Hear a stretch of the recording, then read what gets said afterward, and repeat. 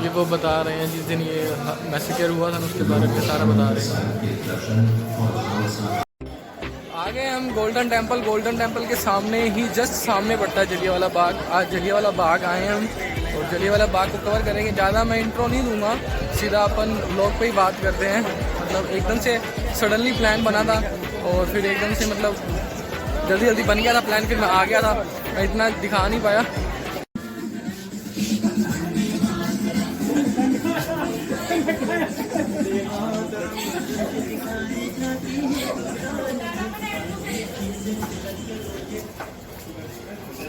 वंदे मातरम, वंदे मातरम।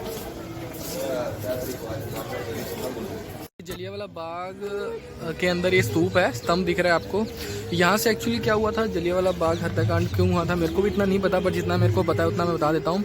अंग्रेज लोग है ना उस टाइम रोल टैक्स लेके आए थे, जो मतलब अपने हिंदू मुस्लिम सिख ईसाई सारे बैसाखी वाले दिन यहाँ इकट्ठे हुए थे। तो गोल्डन टेम्पल देखने आए हुए थे वो सारे यहाँ भी आए थे, वो जलियांवाला बाग के अंदर आ गए थे।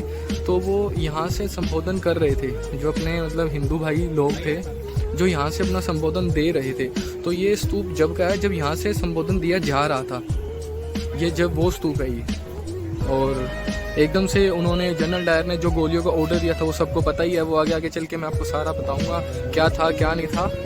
ये वो गोलियों के निशान हैं जो अंग्रेजों लोगों के द्वारा हम भारतीयों पे चलाए गए थे।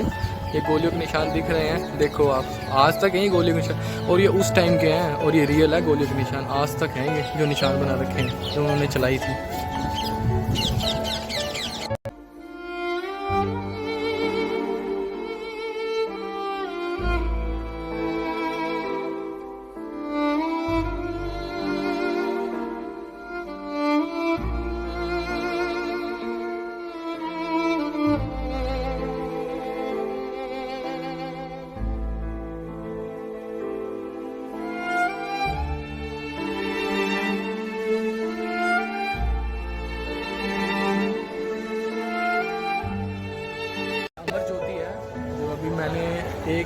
मेरा छोटा सा ट्रिब्यूट दिया, सम्मान दिया उनको।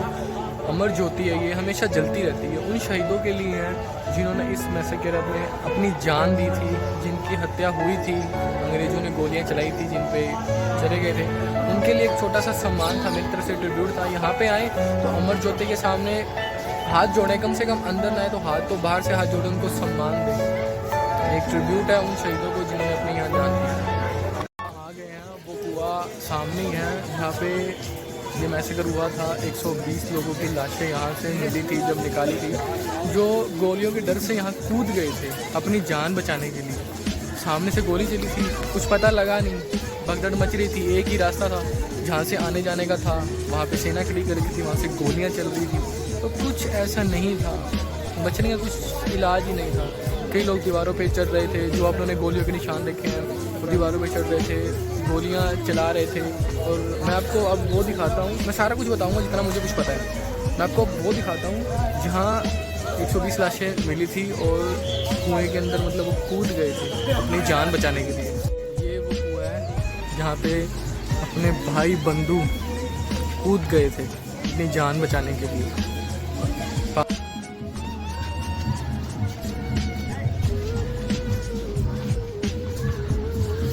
ये वो कुआं है जिसमें लोग अपनी जान बचाने के लिए कूद गए थे। ये वो कुआं,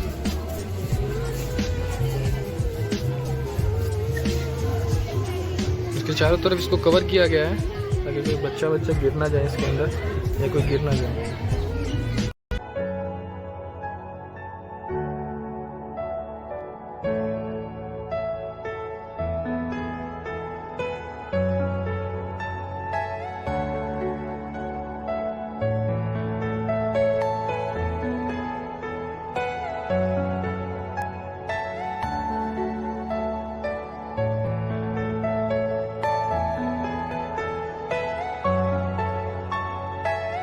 यहाँ से एक आने वाला गेट है जो जलियांवाला बाग है, ये एक ही गेट था उस टाइम आने जाने का, ये एक ही गेट था। इधर से वो आए थे, उन्होंने ये रोड ब्लॉक की और यहाँ से उन्होंने बिना सोचे समझे गोलियाँ और फायर का ऑर्डर दिया था।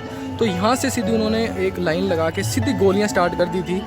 एक शांतिपूर्ण आंदोलन चल रहा था, वो एक मैसेकर में तब्दील हो चुका था।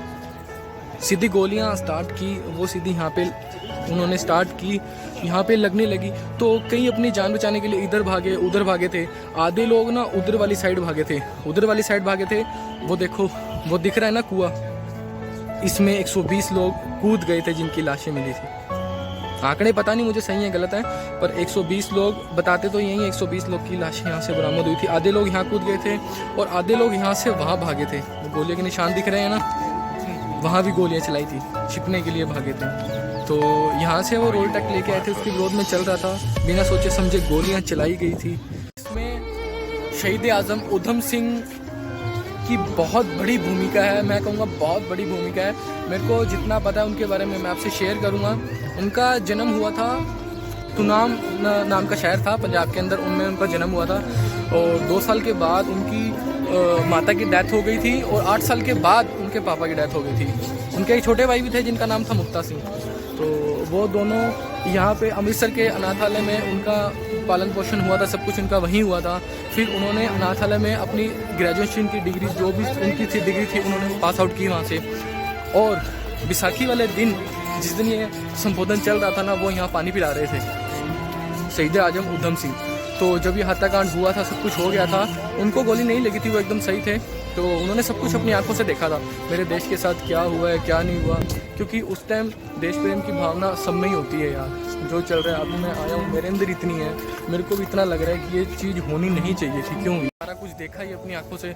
फिर उन्होंने मतलब अपना एक होता है ना कि एक मैंने बदला लेना है, वो वाली चीज़ उनमें आ गई थी कि मैंने बदला लेना ही है। स्टडी कंप्लीट करने के बाद उन्होंने सब कुछ देख लिया था भी हमारे देश के साथ क्या हुआ है, मतलब हमारे लोगों के साथ क्या किया जनरल डायर ने।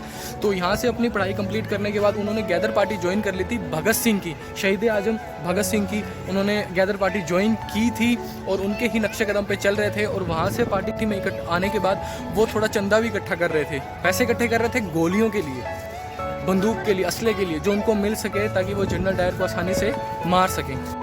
उन्होंने कई देश की यात्रा भी की थी, सरदार उधम सिंह ने कई देश की यात्रा भी की थी। और उनको मतलब 5 साल की सज़ा भी हुई थी, अवैध हथियार रखने के जुर्म में उनको 5 साल की सज़ा हुई थी। और उन्होंने वो 5 साल की सज़ा काटी थी, अपनी पूरी काटी थी। फिर शहीद आज़म अंदर लंदन भी गए थे और वो नाइट एल्डर स्ट्रीट पर वहाँ रहने लगे थे। वो वहाँ उनका सब कुछ चल रहा था। और वहाँ पे ऐसा बताया जाता है कि उन्होंने 6 बुलेट वाली एक पिस्तौल भी खरीदी थी, जिसको हम बोल सकते हैं जनरल डायर को मारने के लिए। और वहाँ पे ना उनके पास ऐसे बहुत मौके थे कि वो आराम से जनरल डायर को मार सकते हैं, बट ऐसा नहीं हुआ था। क्यों? इसलिए क्योंकि जो जनरल डायर है ना, उसने हिंदुस्तानियों को मारा था। कैसे मारा था? सबके सामने मारा था, सबको पता था। इसलिए वो चाहते थे कि कोई ऐसा मौका मुझे मिले ताकि मैं जाऊं और सबके सामने उसको मारूं, तो मेरा बदला पूरा हो सके। जिस दिन का इंतज़ार था सबको, वो दिन आ गया था। वेस्टर्न हॉल के अंदर यूके में जनरल डायर को अवार्ड दिए जाने थे, उनका सम्मान समारोह चल रहा था। वहाँ पे शहीद आज़म उधम सिंह गए थे और वो लगभग 15-1 मिनट बैठे थे। और सामने जब उनको पुरस्कार दिया जा रहा था, तब सामने गए और जनरल डायर को 3 गोलियाँ मारी उन्होंने। और वहाँ पे जनरल डायर की हत्या हो गई थी। और जो उनका संघर्ष था, जो चल रहा था, जो बदला लेना था, वो उन्होंने पूरा किया। जनरल डायर को 3 गोलियां मारी थी, तो वो दोस्तों भागे नहीं थे, वो आराम से खड़े थे। तो वहाँ से सिपाही आया, उन्होंने उनको पकड़ लिया। फिर उनको जब कोर्ट में पेश किया गया ना, जब उनसे ये पूछा था भाई आप गोली चलाने के बाद भाग सकते थे ना, आप भागे क्यों नहीं? तो उनका जो जवाब था ना, वो सुनने वाला था। उन्होंने कहा था मेरे फांसी चढ़ने से ना मेरे देश में हज़ारों उधम सिंह जन्म लेंगे। ये उनका जवाब था, ये उन्होंने कहा था। ये वाला बाग का व्लॉग था, जितना थोड़ा बहुत मुझे पता था मैंने आपके साथ शेयर किया। होप सो वीडियो आपको अच्छी लगी होगी। अगर वीडियो आपको अच्छी लगी तो लाइक करना, कमेंट करना, चैनल को सब्सक्राइब करना। Don't forget to subscribe my channel.